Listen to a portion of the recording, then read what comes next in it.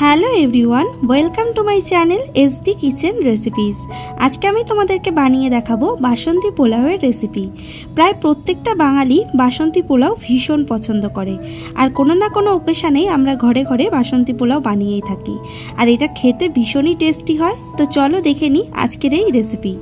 বাসন্তী পোলাও বানানোর জন্য এখানে আমি 250 গ্রাম গোবিন্দভোগ চাল নিয়েছি, মানে 1 গ্লাস নিয়ে নিয়েছি গোবিন্দভোগ চাল। চালটাকে এখন দুবারই ভালো করে ধুয়ে নেব, কারণ চালটা দুবারের বেশি ধুলে কি হবে, যে গোবিন্দভোগ চালের যে সুন্দর একটা গন্ধ রয়েছে সেটা অনেকটাই চলে যাবে। তো সেই জন্য দুবারই এটাকে ভালো করে ধুয়ে নিতে হবে। তো এখন আমি চালটাকে ভালো করে ধুয়ে নিচ্ছি, দেখতে পাচ্ছ।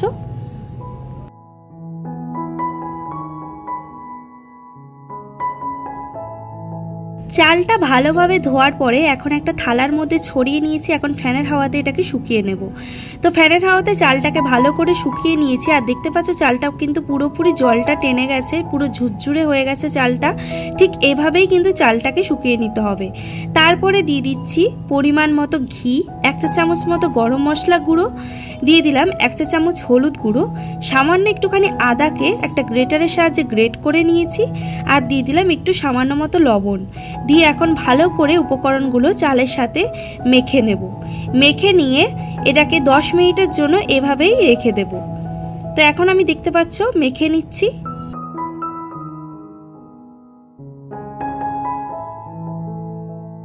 দশ মিনিট পর চলে এসেছি। এখন কড়াইটাকে ভালো করে গরম করে নিয়েছি, দিয়ে দিলাম অনেকটা পরিমাণে ঘি। ঘিতেই আমি পুরো রান্নাটা করব, সেজন্য ঘিটা একটু বেশি পরিমাণে দিয়েছি। তারপরে দিয়ে দিলাম কাজু আর কিশমিশ। এখন ঘিয়ের মধ্যে কাজু আর কিশমিশটাকে হালকা একটু ব্রাউন করে ভেজে নেব।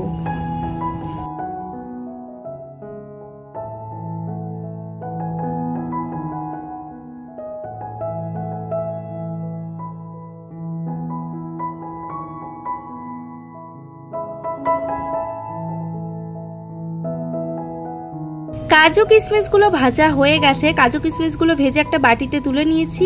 এখন দিয়ে দিচ্ছি ঘিয়ের মধ্যে একটা তেজপাতা, 2টো দারচিনি স্টিক, 4-5টা এলাচ, 4-5টা লবঙ্গ দিয়ে হালকা একটু নাড়াচাড়া করে তারপরে দিয়ে দিলাম মেখে রাখা চালটা দিয়ে এখন চালটাকে ভালো করে ভেজে নেব।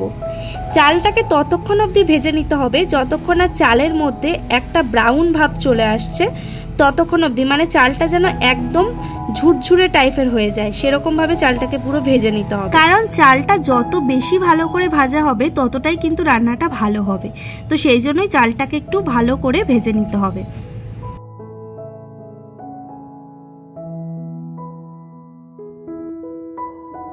এদিকে দেখতে পাচ্ছ চালটা ভাজা হয়ে গেছে। চালটা ঠিক এইভাবেই ভাজতে হবে, একটু হালকা ব্রাউন করে। তো এখন আমি জল দিয়ে দেব। তো এখানে আমি যে গ্লাস মেপে চাল দিয়েছি সেই গ্লাসের মেপে 2 গ্লাস জল দেবো। যেহেতু আমি 1 গ্লাস চাল দিয়েছি তার ডবল জল দিতে হবে। তো এখানে আমি 2 গ্লাস জল দিয়ে দিলাম, আর জলটা অবশ্যই কিন্তু গরম জল দিতে হবে, ঠান্ডা জল দিলে একদমই হবে না। এখন জলটা দিয়ে 10 মিনিট মতো ঢাকা দিয়ে রেখে দেব। 10 মিনিট পর এদিকে দেখতে পাচ্ছ চালের থেকে কিন্তু জলটা পুরোপুরি টেনে গেছে, আর একটু ফুটো ফুটো ভাব হয়ে এসছে। এবার আমি দিয়ে দেব স্বাদ মতো লবণ, চিনি, আর দিয়ে দিচ্ছি 2টো চেরা কাঁচা লঙ্কা আর ভেজে রাখা কাজু কিশমিশ দিয়ে এখন আলতো হাতে চালের সাথে সমস্ত কিছু মিশিয়ে নেব। একদম বেশি ঘাটাঘাটি করা যাবে না, একদম হালকা হাতে সমস্ত কিছু মিশিয়ে নিতে হবে। আমি যেভাবে মিশিয়ে নিচ্ছি ঠিক এভাবেই। তো এবার আরও 5 মিনিটের জন্য এটাকে ঢাকা দিয়ে দেবো। ঢাকা দিয়ে দিলেই পুরোপুরি রেডি হয়ে যাবে বাসন্তী পোলাও।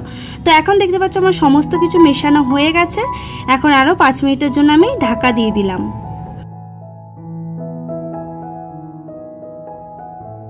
এখন 5 মিনিট পর তোমাদের ঢাকা খুলে দেখাচ্ছি। দেখো পুরোপুরি রেডি হয়ে গেছে কিন্তু বাসন্তী পোলাও।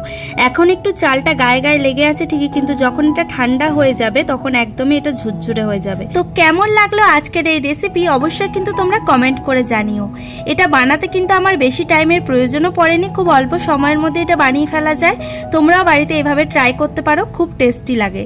তো ভিডিওটা ভালো লাগলে একটা লাইক করে দিও, আর যারা যারা এখনো পর্যন্ত চ্যানেলটাকে সাবস্ক্রাইব করনি তারা প্লিজ চ্যানেলটাকে সাবস্ক্রাইব করে দিও, আর কমেন্ট করে তোমাদের মতামত কিন্তু অবশ্যই জানিও। দেখা হচ্ছে নতুন কোনো রান্নার রেসিপির সাথে। ধন্যবাদ।